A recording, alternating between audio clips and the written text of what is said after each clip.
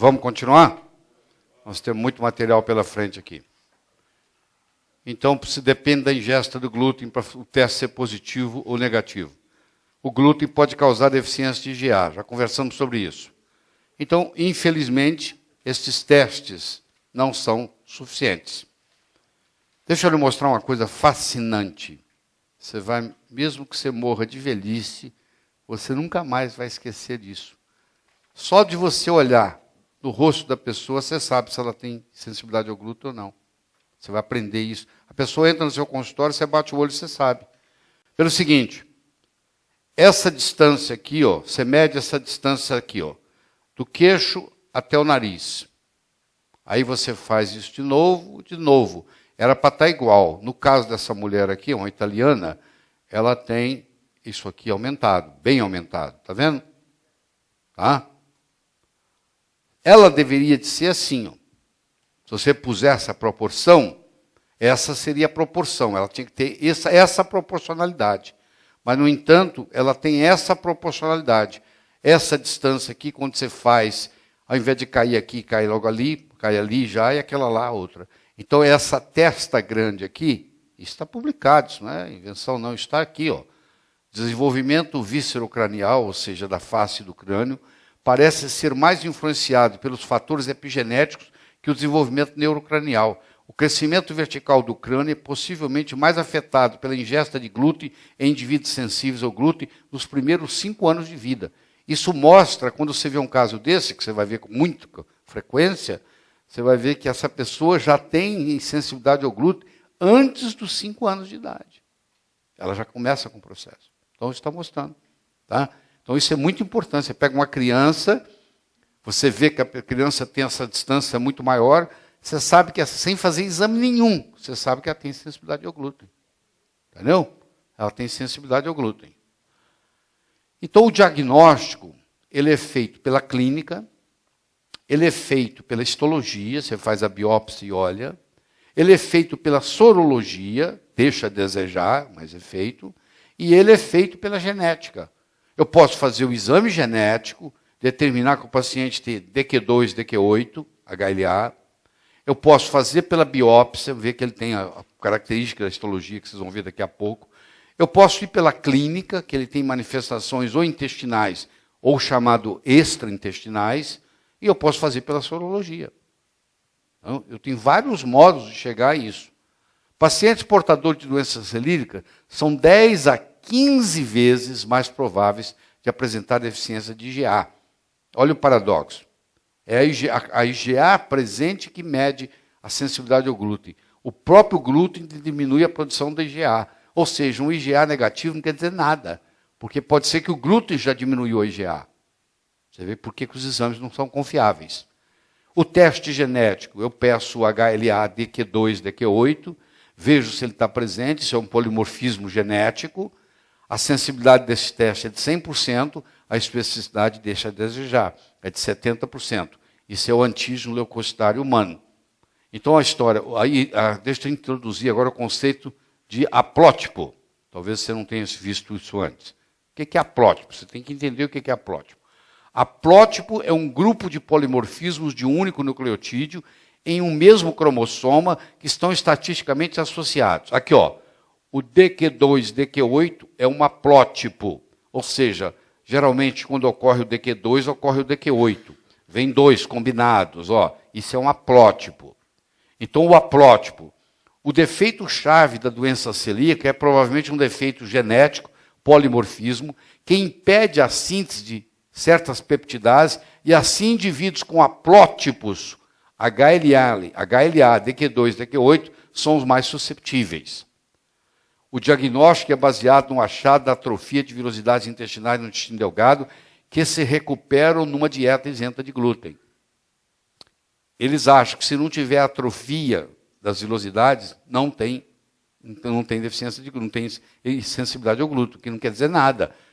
O Dee, em 1888, olhou no intestino. Se ele tivesse olhado no cérebro, se ele tivesse olhado no fígado, se ele tivesse olhado em outra, na adrenal, ele ia ver que a doença tem doenças mais variadas. Vai arrebentar no elo mais fraco, não necessariamente intestinal.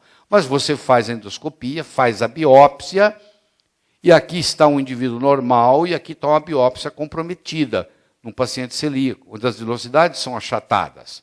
Aqui eu tenho o grau 1, o grau 2, o grau 3 e o grau 4 de Marsh. Vai diminuindo até achatá-la. Achatar. Então, isso aqui te mostra melhor o espectro. Eu tenho aqui uma velocidade normal. Agora, eu tenho a classificação de Marsh. Marsh 1, Marsh 2, Marsh 3, Marsh 4. Então, você vê o seguinte. No Marsh 1, a velocidade continua do mesmo tamanho. Mas se eu pedir ao patologista para fazer a medição dos linfócitos intraepiteliais, eu vou ter uma linfocitose intraepitelial. Você está vendo o número de linfócito aqui, como é que ele aumentou? Linfócito produz citocina. Citocina é pró-inflamatório. Vai causar autoimunidade também. Então, isso aqui, que a maioria fala que isso não é nada, a doença já está manifestada aqui. Se ele contasse, se pedisse ao patologista para contar os linfócitos intraepiteliais, já teria a classificação da doença aqui, caracterizada. Isso aqui vai aumentando, chega uma hora que até nem tem mais, porque já morreu a velocidade. Acabou, ficou aqui. Ó. Aí você vai ver as consequências de um Marsh 4.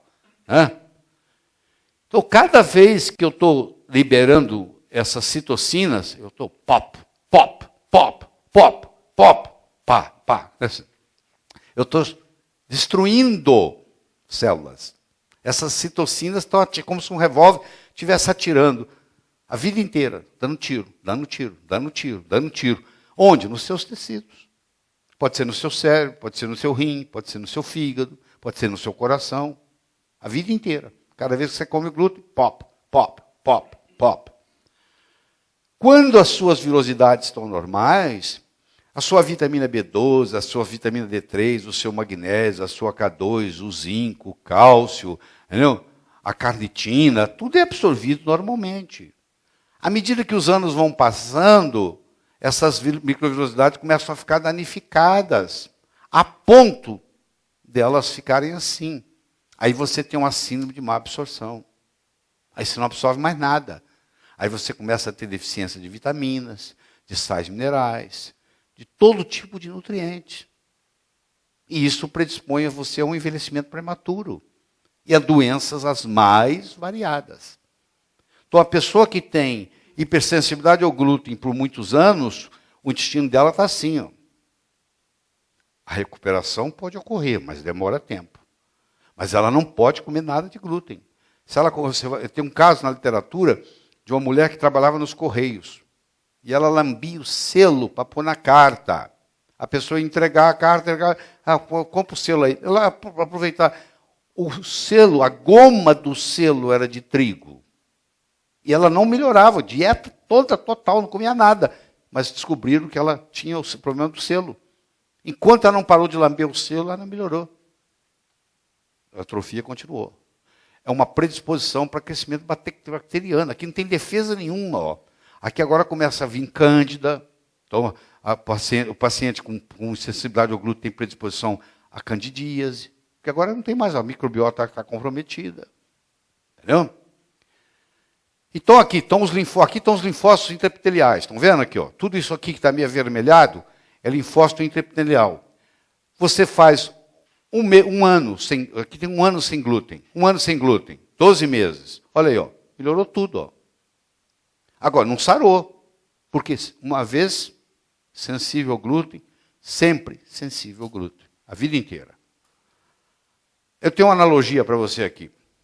Você vai pegar um balde, vai ali no mar, vai fazer assim, jup, e vai trazer o balde. Aí eu pergunto a você, tem peixe no balde? Você fala, não. Ah, então não tem peixe lá. Não, lá tem peixe. Só que o balde que eu peguei não tem. Pois é, você faz uma biópsia. Deu negativo.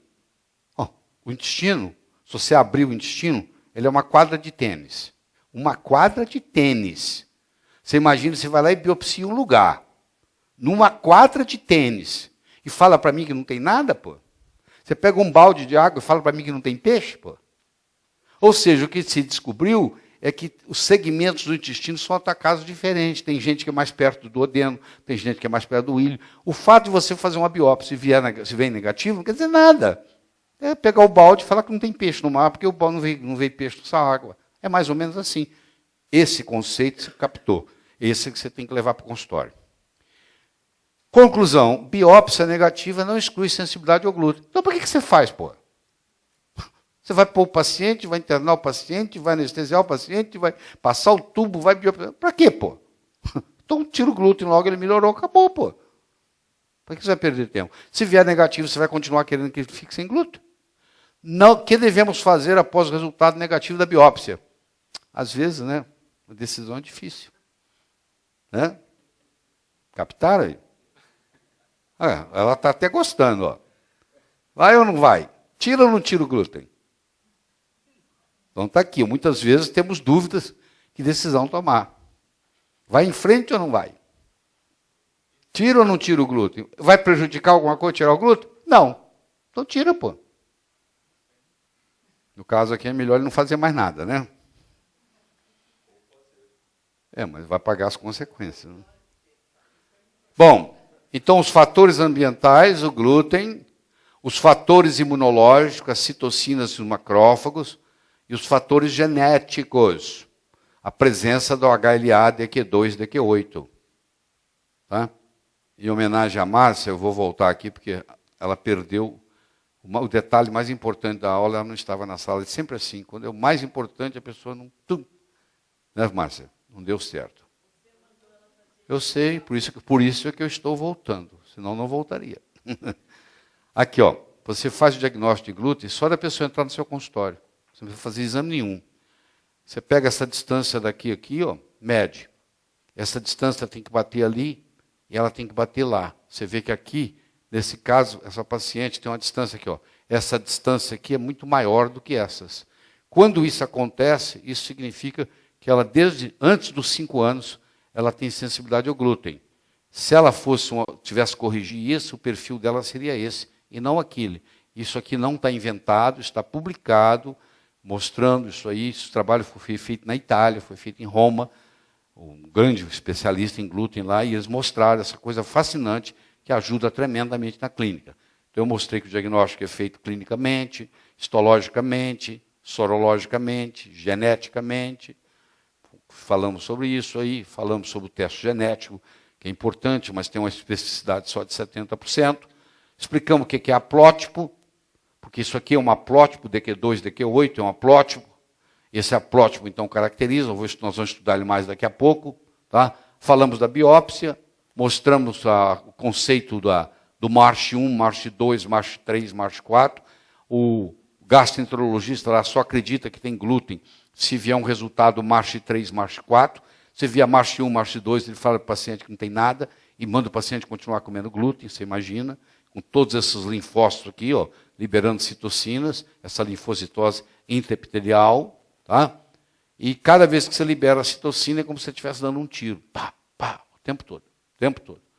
E aqui estão as velocidades normais, com todas as suas absorções, aí começa a lesão do glúten, aí fica assim, ó. Esse é um MARCH4. Então não tem mais velocidade nenhuma. Toda a absorção de minerais, de vitaminas caiu. As bactérias agora são comprometidas, há um processo de desbiose, há um crescimento de cândida nessa situação, provocada pelo glúten. Entendeu? A predisposição para o crescimento bacteriano mais variado, infecções, etc. Aqui mostrando o resultado de uma dieta isenta de glúten por 12 meses. Aqui, todos esses linfócitos intraepiteliais desaparecem, ou seja, melhoram. Falamos do balde, falamos que a biópsia não vale nada, no final da história. Mostramos isso aqui. Agora, vamos conversar sobre a árvore genealógica. Então, você herdou isso de alguém. Por exemplo, a criança celíaca, ela herdou esse DQ2, DQ8 de alguém. Ou ela fez um polimorfismo, os SNPs, mas ela pode ter herdado também. Doença celíaca tem um importante componente hereditário. O meu pai também tremia aos 55 anos. O meu avô também tremia aos 55 anos. O neurologista está preocupado no tremor, ele não pensa no intestino. É porque seu avô também tinha sensibilidade ao glúten. É porque o seu pai também tinha sensibilidade ao glúten. E o órgão mais fraco de vocês rompeu, que foi do tremor. Sensibilidade permanente ao glúten. Nunca mais você vai poder ingerir glúten. Então a história é assim, ó. 70%, se o gêmeo tem e o outro tem, 70% das vezes. Nem não é porque um gêmeo tem e o outro tem. Porque vai depender, não é só de ter, é da alimentação de cada um. Então não existe uma correlação perfeita. A irmãos, se um irmão tem, a chance do outro irmão tem aumenta 20 vezes. E parentes próximos, a chance é 15%. Dos parentes próximos tem também. O irmão é 20 vezes aumentado. Então eu tenho aqui a população em geral, eu tenho aqui a população que tem o HLA, DQ2, DQ8, mais DQ2 do que DQ8, positivo. E eu tenho um pessoal que tem doença celíaca. Praticamente todo mundo que tem doença celíaca tem DLA, DQ2, DQ8. Nem todo mundo que tem DLA, DQ2, DQ8 tem doença celíaca. Então é fácil de entender. Quem tem amarelo tem verde, mas nem todo mundo tem verde nem amarelo. Tá? Sem genética para a doença celíaca não se pode desenvolver doença celíaca. 95% dos pacientes celíacos são portadores de genes HLA com polimorfismo. Então eu tenho o HLA-DQ2, o HLA-DQ8, eu entro em contato com glúten e eu crio a doença celíaca, como um todo. Então, um dos problemas que surge daquela lesão de vilosidades, o paciente com insensibilidade ao glúten, ele tem deficiência de B2, ele tem deficiência de folato, ele tem deficiência de B12 e ele tem deficiência de ferro, na sua grande maioria das vezes, porque ele não absorve mais isso. Então você tem que olhar pela ferritina, você sabe que a ferritina não pode estar abaixo de 70, senão a tireoide não funciona. Ela não deve estar acima de 150. Então, o ideal da ferritina é acima de 70, é menor que 150. Se ela tiver de 200 para cima, é recomendado uma doação de sangue de 500 ml a cada 45 dias, até ela baixar abaixo de 200. E se ela está abaixo de 70, você vai ter que suprir com ferro. Isso acontece no efeito dominó, com lesões as mais variadas, o fígado sendo um dos primeiros a sofrer, causando, inclusive, no final da vida, câncer hepatocelular. Muito paciente que está morrendo de câncer hepatocelular começou lá nos 2 anos de vida com sensibilidade ao glúten. Você lembra que a quantidade de glúten que é dada nos primeiros 2 anos vai depender. Entendeu? Então, isso é um problema sério. Inclusive, eu enfrento na minha casa. Porque a vovó quer dar para os netinhos, né? O pãozinho. Hoje de manhã mesmo eu presenciei. E não é um só, não, dá mais de um. E o menino tem um mês, 1 ano e 4 meses. Então tem que falar, mas eu convidei ela para vir assistir a aula. Né, amor? Olha só, nós sabemos que prevalência de doença celíaca em pacientes com cirrose biliar primária é 10 vezes maior do que a população em geral. Quem tem problema biliar tem problema de glúten. Quem tem problema de glúten pode ter problema biliar. Tá? Os testes sanguíneos hepáticos anormais observados em pacientes com esteatose hepática não alcoólica e doença celíaca normalizam após 6 meses em dieta isenta de glúten. Se você deixar, vai virar um carcinoma hepatocelular. O paciente vai terminar com câncer de fígado, porque ele vai desenvolvendo a esteatose, da esteatose ele desenvolve a cirrose. Agora você imagina o seguinte, 100% do sangue passa pelo fígado. Só que o fígado agora não é 100% mais, ele é 50%, ele é 40%, ele é 30%, ele é 20%, ele é 10%. O 100% do sangue está passando por 10% do fígado. Os capilares não aguentam, começa a ter hemorragia. E começa a sangrar. Por consequência do problema do glúten. Osteoporose, definida como a densidade mineral óssea de 2 desvios padrões abaixo do pico da massa óssea, foi encontrado em 50% dos homens e 47% das mulheres portadores de doença celíaca, de sensibilidade ao glúten. Ou seja, você pegou um paciente com sensibilidade celíaca, o glúten tem osteoporose, e vice-versa. Você pegou osteoporose, tem doença, sensibilidade ao glúten. Onde há osteoporose, provavelmente também existe sensibilidade ao glúten. Então, uma mulher vai no ginecologista, você está desenvolvendo osteoporose. O que você fala? Você tem que andar mais, você tem que não sei o quê. Não, você tem que cortar o glúten. Não adianta você andar mais. Pode andar o que você quiser, pô. Você não corta a causa. Aí depois que tem a fratura de fêmur, já é tarde demais, isso aí não anda mais. a prevalência da doença celíaca na osteoporose é alta bastante para justificar a recomendação para avaliação sorológica, exame de sangue, para a doença celíaca em todos os pacientes com osteoporose. O paciente tem osteoporose, você já pensa em glúten. Glúten, glúten. Tá? Olha que interessante, olha aqui, ó. Aqui vem a Leaky Gut Syndrome, que é a hiperpermeabilidade intestinal. Isso vai levar a uma hiperpermeabilidade no cérebro, com todas as lesões cerebrais que tem direito, inclusive psiquiátricas, e as doenças autoimunes, em geral, se iniciam no intestino. Aqui, ó. Afinal, vem a autoimunidade, inclusive neurológica, né? Uma esclerose múltipla, uma esclerose lateral amiotrófica. Tá? Advindo disso aí. Sensibilidade ao glúten deve ser considerada como um estado de resposta imunológica aumentada à injeção de proteínas de glúten em indivíduos geneticamente predispostos. O cérebro parece ser particularmente vulnerável. Está aí na literatura. Você podia trazer 50 estudos desses para você. Para cada um desses que eu mostro aqui, tem 10, 15, 20 iguais. Mostrando de novo. Crianças diagnosticadas com doença celíaca têm um aumento de 300% na mortalidade a longo prazo. Vão viver menos, vão morrer mais cedo. Vão pagar o preço, porque ninguém descobre, ninguém trata, ninguém faz nada. Porque é duro, você tem que tirar o pão, tem que tirar o macarrão. Tem que tirar... Pô, mas não é coitado da criança, então deixa comer e deixa ter doença. A absorção inadequada de cálcio e vitamina D na sensibilidade ao glúten é a causa da osteoporose. Por que a pessoa com glúten tem problema de osteoporose? Ele não absorve cálcio direito, ele não absorve vitamina D direito, ele não absorve K2 direito. Então, é isso tudo. Os genes HLA, DQ2 e DQ8 fazem alguém ter sensibilidade ao glúten. Após a ingestão do glúten, as células imunes defeituosas atacam o glúten. A inflamação proveniente do ataque causa hiperpermeabilidade intestinal. Nós já vimos isso aí, fizemos até a demonstração aqui no palco. Pacientes portadores de doença celíaca têm um aumento de 50% de mortalidade, só pelo fato de terem sensibilidade ao glúten. Tá? Agora você vê o seguinte, o que causa o câncer? Vem com acidose, vem causado por radiação, vem causado por focos dentários, vem causado por problemas emocionais, vem causado por deficiência de minerais, por deficiência de vitaminas, por toxinas e por hiperpermeabilidade intestinal e alergia alimentar. Então, uma das causas que desencadeia é o processo intestinal. Tá? Agora, qual o momento que você vai... Quando é que aconteceu? Como é que começou? Você tem, esse cara aqui tirou uma foto aqui. Quando o pássaro veio aqui, tomou sorvete dele. É um momento, mas esse momento é mágico. Qual é esse momento? Esse momento pode ter começado lá com 1 ano de idade. É aquele momento onde a criança, superalimentada com glúten, perdeu a tolerância oral. Pronto, perdeu. Agora, o resto da vida não tem tolerância oral mais. Perdeu a tolerância, não recupera sozinho.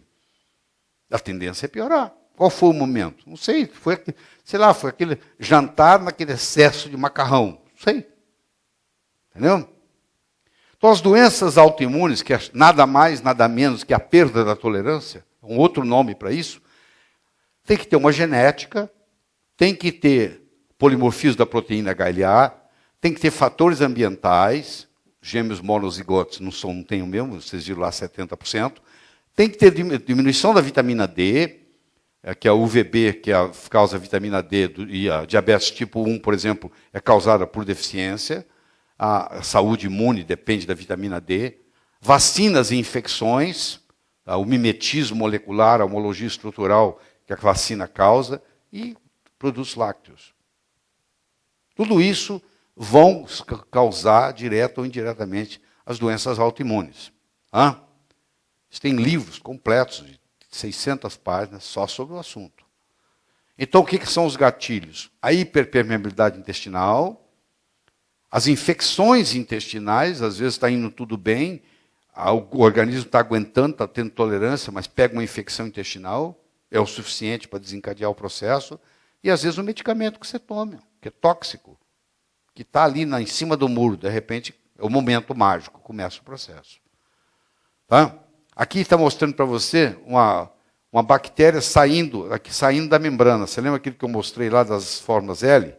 É o CDW, elas são pleomórficas, elas atingem várias formas. Isso aqui é um clostridio botulino, onde ele está saindo. Isso aqui agora passa a ser resistente, não é cultivado, não, antibiótico não atua nisso, e naquele intestino onde as vilosidades estão destruídas, isso aí progride, e começa as infecções intestinais. Existe baixa correlação na incidência de doenças autoimunes entre gêmeos monozigotos, demonstrando a importância crucial dos fatores ambientais. É o chamado fenômeno epigenético, nós discutimos ontem. Você sabe muito bem que as pessoas que moram na região tropical, em geral, têm mais vitamina D, pelo menos teoricamente tem, e nessa região aqui tem menos prevalência de doença autoimune. Qualquer estudo que você fizer na literatura vai te mostrar que quem mora entre os dois trópicos aqui, na região tropical, tem muito menos doença autoimune. Tem muito mais doença autoimune em Porto Alegre do que em Fortaleza. Você pode olhar pelo IBGE que você vai ver os dados. Por quê? Porque o Fortaleza está dentro dessa região aqui e Porto Alegre não está aqui. Ó. Passa aqui, Porto Alegre está aqui embaixo. Ó. Fortaleza está dentro dessa região tropical. Porque recebe mais vitamina D. Eu não preciso discutir com você sobre vitamina D, nós já discutimos a importância do sol na saúde. A hiperpermeabilidade intestinal foi detectada em todas as doenças autoimunes. Só faz a autoimunidade quem tem genética para isso. E com a presença da hiperpermeabilidade. Nem todo mundo que tem genética tem hiperpermeabilidade. Então não tem doença autoimune. Mas se tem genética e tem hiperpermeabilidade, está pronto para produzir. Então eu tenho aqui o epítopo. Epítopo é um termo imunológico para dizer a menor fração da proteína que funciona como antígeno. Então, por exemplo, o pedaço da gliadina é um epítomo. Esse pode ser um vírus, pode ser uma bactéria, pode ser um alimento. Aí vem a célula apresentadora do antígeno, que vocês já viram que é a célula dendrítica. Ele tem essa predisposição do HLA. Isso estimula o linfócito T, e aí vai ativar o TH1, que vai formar a autoimunidade, o TH2, que vai formar alergia, asma, o TH9, que vai formar muco e inflamação, e o TH17, que também tem 2 THs que provocam autoimunidade. O TH1 é o helper, o TH é helper, né?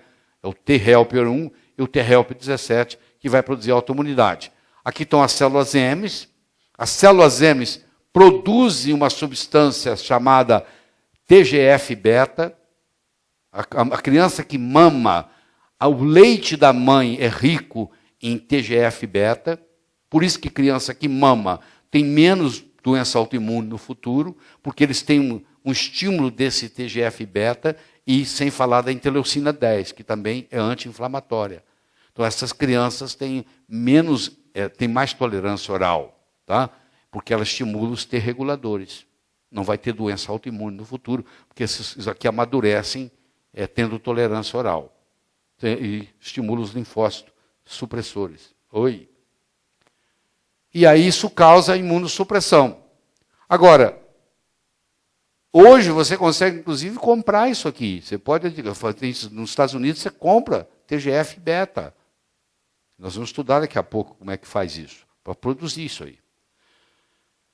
Então, a sensibilidade ao glúten, ela pode ser minimizada com probióticos, ela pode ser minimizada com colostro, eu vou estudar com você a importância do colostro num minuto, vitaminas A, K2, D3, glutamina, que você sabe que o substrato metabólico do enterócito é a glutamina, o EPA, o DHA, muito importante, a curcumina, eu não posso dizer mais, é tão importante que nem palavras para descrever, nós vamos ver daqui a pouco, tratar os germes, as infecções, as candidias, e o principal de tudo é a dieta.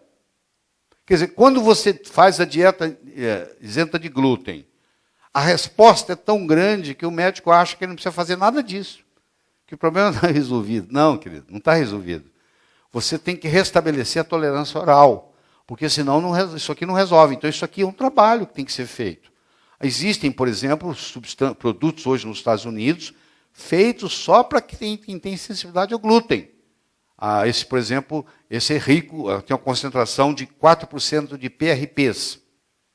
Aprenda esse nome, PRP. É polipeptídeo rico em prolina.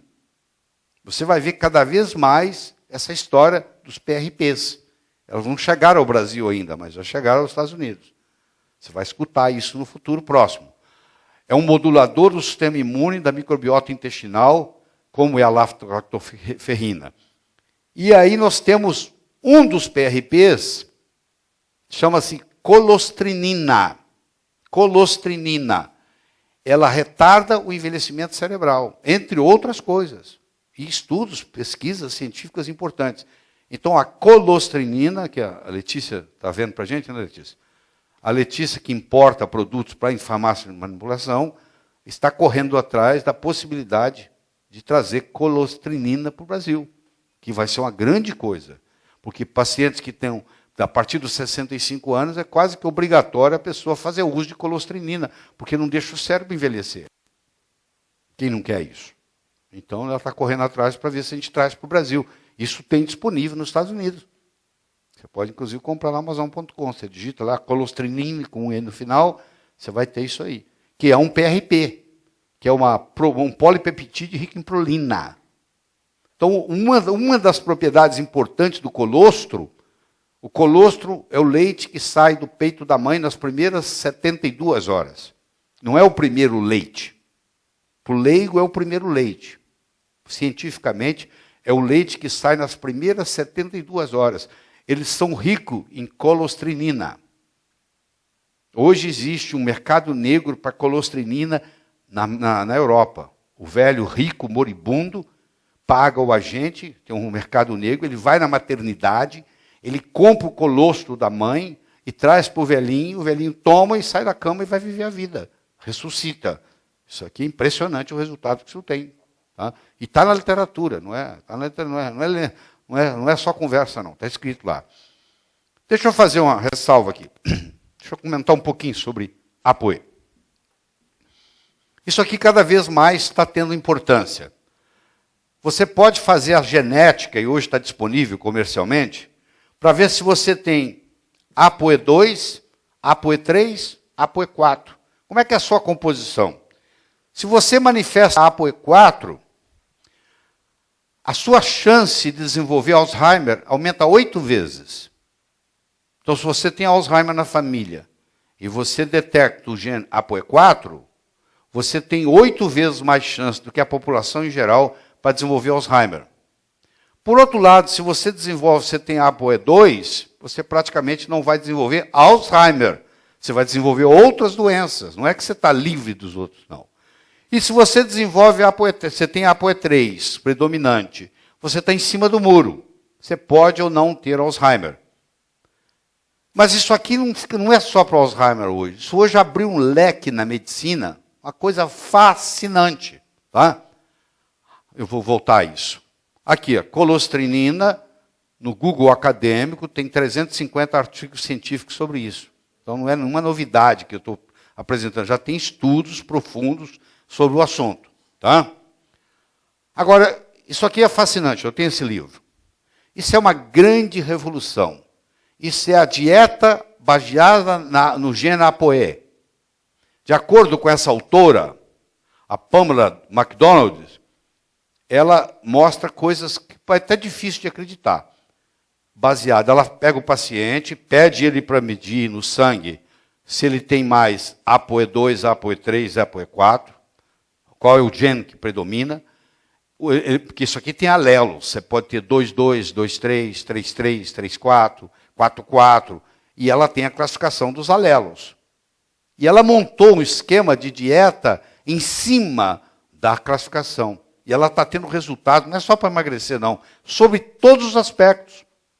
Então, por exemplo, quem tem um ApoE4, para não ter Alzheimer, para melhorar a memória, tem que comer isso, não pode comer aquilo. Igual tem a dieta do grupo sanguíneo, isso aqui é um patamar acima da dieta do grupo sanguíneo. É a dieta do gene ApoE. Isso é novidade para vocês. Tá? E você procura comprar esse livro, porque é fascinante. É realmente algo, é um breakthrough em medicina. Tá? Colostro é rico em proteínas e peptídeos que tem um papel crucial no desenvolvimento do sistema imune na prole de mamíferos. Tá? É por causa das prolinas, os polipeptídeos ricos em prolina, PRPs. Colostro também promove recolonização da microbiota intestinal. Mais um bônus, que está comprometido em quem tem sensibilidade ao glúten. Então, nós já vimos esse processo todo do tight junction, da junção estreita, e a vitamina D modula tudo aquilo ali. Ó. Olha só, todos esses aspectos que vocês estão vendo na mucosa intestinal é modulado pela vitamina D. Por isso que a vitamina D tem um papel tão importante no tratamento de doenças autoimunes. Tem brasileiros aí que estão fazendo trabalhos na USP de altíssimas doses de vitamina D na esclerose múltipla. E um dos mecanismos que vocês estão vendo por que funciona está aqui. Agora, olha que fascinante. Uma coisa simples, barato de comprar. Na Índia, isso é usado, é o curry, é o condimento curry, que é o chamado açafrão da terra, açafrão da Índia, falso açafrão, você compra até no supermercado. Se for um supermercado mais sofisticado, você compra a curcumina em pó para levar para sua casa, colocar em cima da comida, entendeu? Ela trabalha através do pathway das quinases. Isso aqui é tudo publicação científica, aqui de 2009, mostrando quais são os pathways que a curcumina interfere. Inúmeros. Todos esses mecanismos aqui ela atua, todos eles. Tá? Turmérico, um aditivo alimentar altamente pesquisado, tem mostrado surpreendentemente efeitos benéficos em estudos experimentais em doenças agudas e crônicas, onde há uma reação inflamatória exagerada. Existem evidências suficientes para indicar o seu uso clínico, tanto na prevenção quanto no tratamento de doenças agudas e crônicas. Qualquer doença de qualquer caráter vai ter um denominador comum que vai se beneficiar do uso de curcumina. Você pode fazer como suplementação, ou você pode simplesmente colocar em cima da sua comida na hora de você comer. Tá? E aí está mostrando todos os tipos de doenças, isso tudo com pesquisa científica, publicado na literatura médica, onde a curcumina atua. É difícil achar, até em malária ela atua, ela melhora. Qualquer processo inflamatório é provavelmente o anti-inflamatório mais potente fabricado pela natureza. Você sabe que na Índia é se não um dos menores, se não menor incidência de doença de Alzheimer e de Parkinson per capita no mundo. E você sabe que o indiano ele come curry todos os dias. Ou seja, ele ingere curcumina a vida inteira. E isso dá todas essas vantagens em todas essas doenças que estão vendo aqui. Doenças infecciosas, doenças endócrinas, doenças autoimunes, o que você quiser, até disfunção muscular. O que você usar isso, desordem neurodegenerativa, problema de câncer de todos os tipos aqui, ó, tem tudo publicado, isso tudo é de publicação. Câncer de rim, leucemia, câncer de fígado, câncer de bexiga, câncer de esôfago, câncer de pele, tudo isso aqui, ó, tudo isso trabalhado. Doenças de pele as mais variadas, ó, tudo isso. Doenças pulmonares, doenças hepáticas, tudo por causa desses mecanismos todos que ela tem aqui. Então, e sem nenhum efeito colateral encontrado até agora. Então, isso aí realmente vale a pena. Tudo isso atua. Em um estudo maior, randomizado, duplo cego, multicentro, envolvendo pacientes com colite ulcerativa, a administração de 1 grama de curcumina 2 vezes por dia resultou tanto em melhora clínica, quanto em diminuição estatisticamente significativa de recidiva. Você sabe quanto que é problemática essa doença. Psoríase, eczema e vitiligo são relacionados com sensibilidade ao glúten. Tem gente que sofre de eczema a vida inteira e continua ingerindo trigo. O médico não tem um médico para falar para ele, para de comer trigo, pô. Acaba o problema. Não é só trigo, você sabe, o centeio, a cevada, não pode tomar cerveja. Entendeu? E a aveia no Brasil, porque ela é empacotada no mesmo galpão que é empacotado o trigo. Então não dá. Tá? Esse caso é fascinante, publicado na literatura. Olha que coisa impressionante aqui, ó. Isso aqui é um paciente, ó, que ficou 30 dias e tinha psoríase no corpo inteiro, tá? ele ficou 30 dias sem glúten, e a vida inteira ele teve psoríase. A vida inteira. Aí foi no médico que entendia de glúten, tirou o glúten dele, e ele está aqui, 30 dias aqui, gluten free diet, uma dieta livre de glúten. Limpou tudo em um mês, em 30 dias, com dieta livre de glúten. Olha a quantidade de doença de pele que você pode melhorar. Você vê uma psoríase dessa, corpo inteiro, resolvido em 30 dias, sem nada, só tirar o glúten. Aqui tem pacientes com crise de cefaleia e convulsões refratárias, tá? Paciente que está lá as lesões, as lesões. Aí o médico colocou 12 meses após dieta isenta de glúten, as lesões desapareceram, a cefaleia acabou e nunca mais teve convulsão. Está publicado aí, 2007, Neurology. E nunca mais teve convulsão. Nunca mais teve convulsão, as cefaleias desapareceram e regenerou o sistema nervoso. As lesões cerebrais sumiram com a tirada do glúten. O que você está esperando, pô? Esperando o quê? Diabetes tipo 1. Paciente que desenvolve diabetes tipo 1, você vai ver, você vai estudar a história dela, ele introduziram o glúten nele antes dos 2 anos. Aí ele põe a predisposição. E, sei lá, com 17, 18, 19, 20, 21, ele tem diabetes tipo 1. Só que ele continua tratando a diabetes tipo 1, ele põe insulina, ele faz não sei o quê, só que a causa lá, a gasolina continua jogada no fogo. Não tratou do glúten, a causa que começou tudo. Tudo começou no intestino. Então não adianta você ficar tratando o sintoma, você tem que ir lá e tratar, aí vai diminuir a quantidade de insulina que ele vai ingerir, etc, etc, etc. Tá bom, aqui, se você falar sobre glúten e diabetes, e jogar no Google acadêmico, você tem 24 mil citações científicas. Aqui, diabetes tipo 1, tá vendo aqui, early infant feeding. Aqui, o risco de você desenvolver diabetes tipo 1, dependendo de quando que entra o glúten na vida da criança. Até 2 anos de idade, o intestino está imaturo, ele não está pronto para receber grão do tipo trigo. Se a mãe alimenta, ela está criando problemas. No futuro, essa paciente vai desenvolver uma doença autoimune. Ela pode ser esclerose múltipla, pode ser esclerose lateral amiotrófica, pode ser psoríase, pode ser diabetes. Esse caso é fascinante. Esse caso, claro que eu estou ilustrando aqui para ajudar, para virar didático. É um caso de uma paciente, 12 meses em uma dieta isenta de glúten, sem grande melhora do trato, tanto clínica quanto laboratorial. E aí foi classificado como ela tinha o chamado SPRU refratário. SPRU refratário é o seguinte, eu não sei como é que trato. E ela jurava que ela estava fazendo a dieta sem glúten. Jurava. E eles perguntavam e ela jurava. Não, eu faço tudo certinho. Aí o médico resolveu resolver esse problema. Ele sentou com ela, começou e descobriu que ela era uma irmã de caridade que não usava hábito. Na rua, ela andava sem hábito. Mas ela era uma irmã de caridade. E ela comungava todo dia.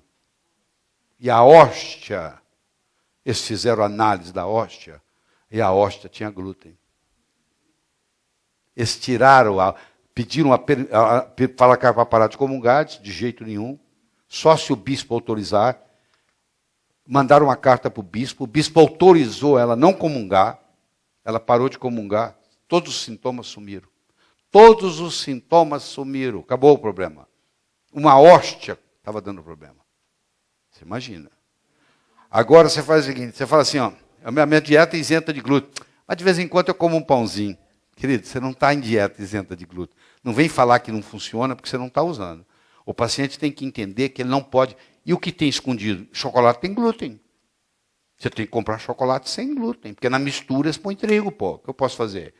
E a quantidade de glúten escondido que tem é impressionante. Você tem que aprender a separar o que tem e o que não tem. Porque muita coisa que parece que não tem nada a ver com glúten, tem glúten. Entendeu? Então você tem que tomar muito cuidado, porque tem muito glúten escondido. Como é o caso dessa aqui, ó. 2 anos quebrando a cabeça, até que eles descobriram que ela essa é uma paciente do Dr. Thomas O'Brien, até que descobriu que ela era hóstia que ela tomava. Tirou a hóstia, acabou, pô. Acabou o problema. Aftas recorrentes. Ah, doutor, então, de vez em quando aparece na minha boca. Aqui, ó. Apareceu de novo, apareceu de novo, apareceu de novo. Ou é doença celíaca, ou é doença de Crohn.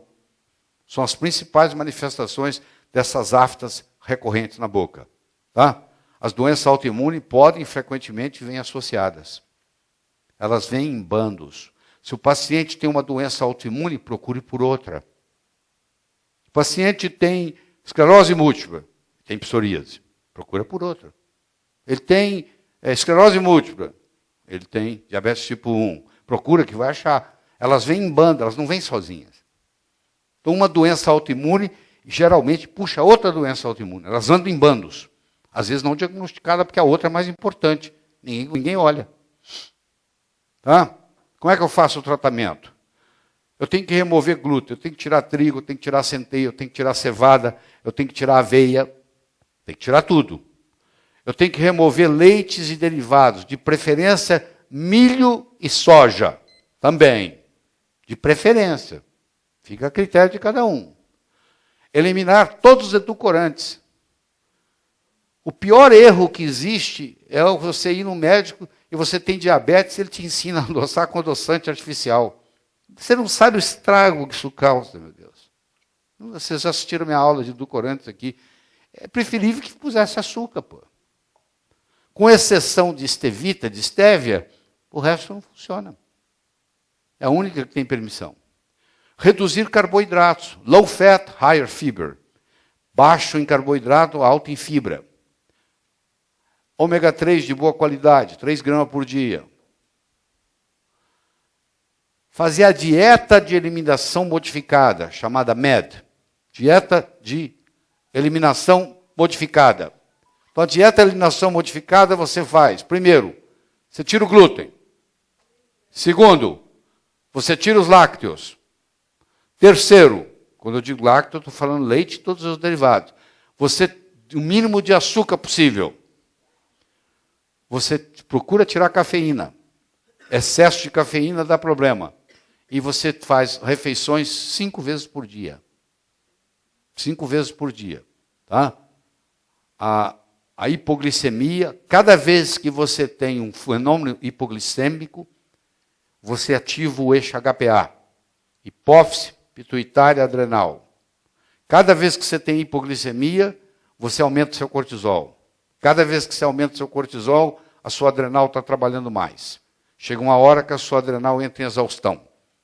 Então, se você tem muitas crises hipoglicêmicas, você acaba tendo exaustão adrenal, que é outro problema sério para ser tratado.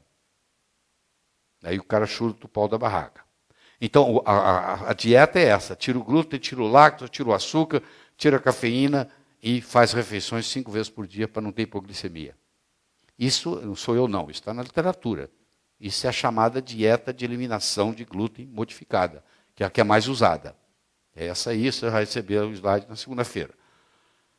Bom, narcóticos entre aspas. Café é narcótico. Você já viu que quem é viciado em café quer tomar café. Açúcar é narcótico. Tabaco é narcótico, entre aspas, estou colocando entre aspas. Exercício, você conhece gente que é viciada em exercício, e os alimentos que nós conversamos hoje, que são as que têm as gluteomorfinas. Não, mas eu não posso tirar o pão da minha vida. Ele não pode tirar o pão da vida porque o alimento, para ele, funciona como narcótico. Ele aumenta a gluteomorfina. Então, você tem que tirar esses narcóticos da vida da pessoa. Isso, exercício demais também, você sabe que faz mal, né? Então, aqui o alimento é por causa das gluteomorfinas, que nós discutimos aí já. E você tem, no momento que você tira, por quê? Por que eles ingerem isso? Porque eles têm fadiga. Aí eles têm fadiga, o café ajuda a sair da fadiga, o açúcar ajuda a sair da fadiga, o tabaco ajuda a sair da fadiga, e assim vai, para estimular. Então nós temos que fazer um tratamento anti-fadiga, que vocês vão ver daqui a pouco, vocês conhecem. Então eu tenho que, solução de Lugol a 5%, 2 gotas por dia. Na minha opinião, todo mundo tem que tomar Lugol. Sal marinho não refinado, que baixa a pressão. Sal cloreto de sódio aumenta a pressão. Sal marinho refinado baixa a pressão, é rico em magnésio. Dormir no escuro absoluto. Se não estiver dormindo bem, não adianta nada. Ingerir crucíferas. Por que tem que ingerir crucíferas? Porque a crucífera tem, além do indol tetrahidroescarbinol, que não tem nada a ver com indol tetrahidroescarbinol, absolutamente nada, aqui tem a ver com sulforafanos. Sulforafano é uma substância que ajuda tremendamente na hipersensibilidade ao glúten. Então é aconselhável pessoas que têm sensibilidade ao glúten ingerir 2 a 3 vezes por semana ou repolho, ou couve-flor, ou nabo, entendeu? Ou brócolis. Alguma dessas crucíferas, ou couve comum, que é um espetáculo, para ingerir o sulforafano necessário. E sulforafano, como vocês sabem, também tem ação anticancerígena. Tá? E você tem que ingerir fibras ou butirato, se você não quer ingerir a fibra, porque a fibra vai gerar butirato no intestino grosso. Aqui está o extrato de brócolis, para quem quer quantidades grandes de sulforafano, ou está com câncer, pode comprar o extrato de brócolis direto, já pronto. Tá? Vitamina A, 5.000 unidades. Vitamina D3, 5.000 unidades. Vitamina K2, 120 microgramas por dia. L-glutamina, que é o substrato para os enterócitos, 500 miligramas 2 vezes por dia. E zinco quelado, 100 microgramas 2 vezes por dia. O trato gastrointestinal é, sem dúvida, o maior consumidor de glutamina no corpo. Os enterócitos do epitélio intestinal usam glutamina como principal combustível metabólico. Ferro quelado, para quem precisa, que está com a ferritina abaixo de 70, 100 miligramas 2 vezes por dia, desculpa, 1 vez por dia. Coenzima Q10, L-carnitina, ácido málico e NAD, para ser ação antifadiga. Você conhece a minha fórmula antifadiga, tá? Coenzima Q10, a L-carnitina, o ácido málico e o NAD, que não dá para discutir aqui, mas vocês conhecem isso muito bem de aulas anteriores. A banana verde, 1 por dia, maçã 2 vezes por dia. As duas têm propriedades, a maçã tem ácido málico, que é importante também. A curcumina, 500 miligramas a 2 gramas, 2 vezes por dia, almoço, jantar. O Saccharomyces boulardii, você também está importando? Já chegou ou não? Daqui 20 dias. Então, isso aqui é um espetáculo, isso aqui é quase que um coringa. Você vai restituir uma microflora intestinal, você dá Saccharomyces boulardii, 500 miligramas 2 vezes por dia, é como se fosse um coringa, ajuda tudo. Tá? Não tinha no Brasil, eu convenci a Letícia a trazer, agora vocês vão ter que receitar, ela vai ter que vender, porque senão ela tem prejuízo. Eu não tenho nenhuma parceria com ela não. Tá? Cloridrato de betaína, porque esses pacientes em geral têm problemas de ácido clorídrico, deficiência, e os prebióticos e probióticos, incluindo sais biliares, de preferência gastroresistentes, claro, que senão morrem no estômago. Certo? Eu quero dizer para vocês que, do mesmo modo que você tem raças diferentes de cachorro, você tem um cachorro que vai sentar no sofá da sua casa e vai assistir televisão com você, e você tem um que vai tomar conta do quintal, que não é o mesmo. Os bacilos da microbiota intestinal também eles têm propriedade diferente. Por exemplo, o caseiro xirota tem trabalhos publicados para tratamento e prevenção de câncer de bexiga. Fazer uso de caseiro xirota. Eu não sei para que... Mas eu não tenho problema de bexiga, eu tenho outro. Então, talvez um outro lactobacilo, um outro bífido. Então, cada um é uma diferença. Aquilo que eu projetei para vocês ali é o mais conhecido, você vai receber o slide, da composição que é mais estudada cientificamente. Aqui está o Boulardii. O Boulardii, nós compramos ele nos Estados Unidos, isso aí tem na Amazon.com, você não precisa de receita nem nada, mas isso é complicado, você vai mandar o paciente comprar lá. O ideal é a farmácia de manipulação brasileira ter isso aqui, e para ela ter, um importador tem que importar, aí a farmácia compra de quem importa, e vocês vão ter manipulado. Logo, logo vai estar aí. Tá? Olha que definição bonita. Esse cara aqui, para que você saiba, ganhou o Prêmio Nobel de Medicina, foi quem descobriu a vitamina C. Tá? Ele é excelente, um gênio. E olha a definição que ele tinha. Vitamina é uma substância que ele faz doente se você não ingeri-la. Bonito, né? E a maioria dos médicos não dá valor a isso, que sai na urina, né? Nunca use vitamina A em pacientes celíacos sem suplementação adequada de fibra para a formação dos ácidos graxos de cadeia curta, acetato, propionato e butirato. Esse é o Michael Ash também, que é um especialista das grandes autoridades em glúten no mundo.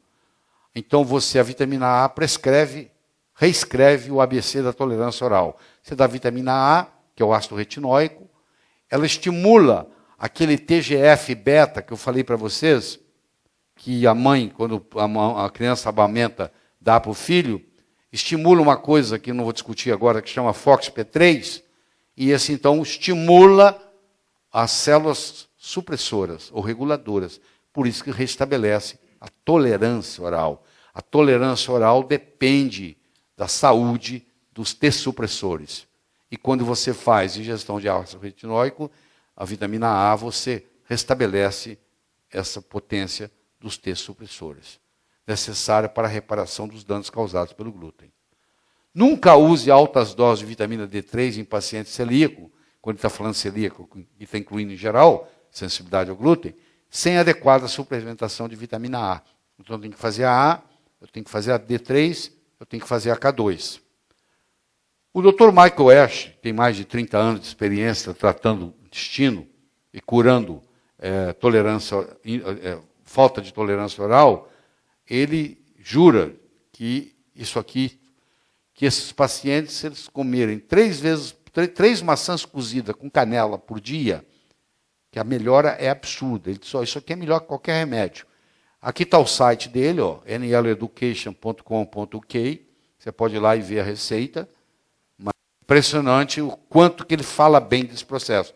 Ele dá como que uma dica, e diz, vou dar uma dica para vocês, que parece muito simples, mas no momento que você começar a usar nos seus pacientes, essas 3 maçãs cozidas com um pouquinho de canela por dia, a melhora que elas vão ter na hiperpermeabilidade intestinal é uma coisa absurda. Talvez tenha muito a ver com ácido málico, mas eu não sei te responder. Nem ele sabe a causa. Ele só sabe que o resultado é espetacular. Eu pus aí para vocês como dica. Então, a saúde do trato gastrointestinal, além disso tudo, você pode fazer enemas. Né? O outro foi discutido aqui sobre enema de café e etc. Você pode fazer detoxificação hepática. Eu já passei a forma para vocês. É impressionante o resultado. Depois vou pedir o Paulo para contar a história do cunhado dele, que ia ser operado da vesícula. Deixa eu terminar aqui, eu vou pedir o Paulo para contar. Então, o enema, a detoxificação hepática e, se você tiver acesso a hidrocólonos, tudo isso ajuda no processo de recuperar a permeabilidade intestinal. Então, em resumo, a maioria dos nossos colegas pensam nisso aqui, em azul. Nós temos que sair daqui pensando nisso aqui em vermelho. Ou seja, tudo isso aqui vem em consequência do glúten. Inclusive doenças cardíacas, doenças neurológicas, doenças endócrinas, doenças musculoesqueléticas, doenças hepáticas, problemas cognitivos, dermatite herpetiforme, etc, etc, etc. A maioria dos pacientes com manifestações neurológicas psiquiátricas não apresentam sinais gastrointestinais. Você já viu isso lá no começo. Então, nosso foco... Quando o paciente vier a você com qualquer uma dessas manifestações, eu acho que não sobrou nada, você primeiro vai pensar em glúten. E a maioria das vezes você vai estar certo. Tá? Pare de jogar gasolina no fogo. Aprenda a usar uma dieta isenta de glúten. Apague o fogo. Cure o seu intestino. Fique atento para pequenos incêndios. É só uma hóstia que eu comunguei. Que é só aquele pedacinho daquele bolo no aniversário. Aquilo ali leva semanas para voltar ao lugar. Você cria uma quantidade de citocinas que você vai levar 15 dias para normalizar por causa de um pedacinho de bolo. Será que vale a pena? Quanto tempo você leva para comer um pedacinho de bolo, hein? 2 minutos? Então você espera passar 5 segundos, acabou. Se eu tivesse comido, já tinha acabado. É assim que eu faço. Eu vou comer isso aqui, quanto tempo vou levar? 1 minuto. Se eu tivesse comido, já tinha passado. Acabou, pô, não comi, pô. Isso te ajuda psicologicamente. Você ensina isso para o paciente. Parece bobagem, mas você aprende, ele aprende. É isso mesmo, passou, pô, teria comido. Pronto, agora estou com sentimento de culpa, porque comi. Eu espero passar, acabou, não como nada, acabou. Está resolvido o problema. Né? Então, olha lá. Probióticos, colostro, vitaminas, glutamina, EPA-DHA, curcumina. Cuidar dos germes, se tem algum. A dieta isenta de glúten. Né? E com isso, nós terminamos essa parte. Eu acho que isso aqui é um processo de conscientização. Quanto tempo vai levar para todo mundo adotar isso? Vai demorar muito. Porque pouca gente tem essa noção que nós estamos tendo aqui. Muito pouca gente. Você está conversando com seus colegas, ninguém está preocupado com isso. Mas você está. Tem um ditado americano que diz assim, knowledge is disturbing. Conhecimento incomoda. Porque depois que você ficou sabendo, você não pode fingir que não sabe. Então, quando o paciente chegar no seu consultório, você tem a obrigação. Aquela cefaleia que ninguém resolve, claro que você vai resolver. É só tirar o glúten, pô. 9 em cada 10, a cefaleia vai sumir, pô. E você vai ser considerado o melhor médico do mundo. Você apenas tirou o glúten, pô. Qual o problema? Diagnosticar não é curar, tá bom? Eu diagnostiquei. Não quer dizer nada. A medicina não termina com diagnóstico. Aliás, diagnóstico é uma coisa artificial, porque diagnóstico é nome que você dá para a doença. No fundo, a base é a mesma. Tudo aquilo ali, ó, que você viu, tudo, ó, saiu do glúten. Dá nome diferente que você quiser, pô. Saiu lá do glúten. É muito mais importante você procurar a causa do denominador comum do que ficar preocupado com o nome de doença. Se não saber o nome de doença, não resolve nada, para ninguém. Vai na causa, pô. Curcumina. Resolve tudo. Qualquer doença, você não viu que melhora com curcumina?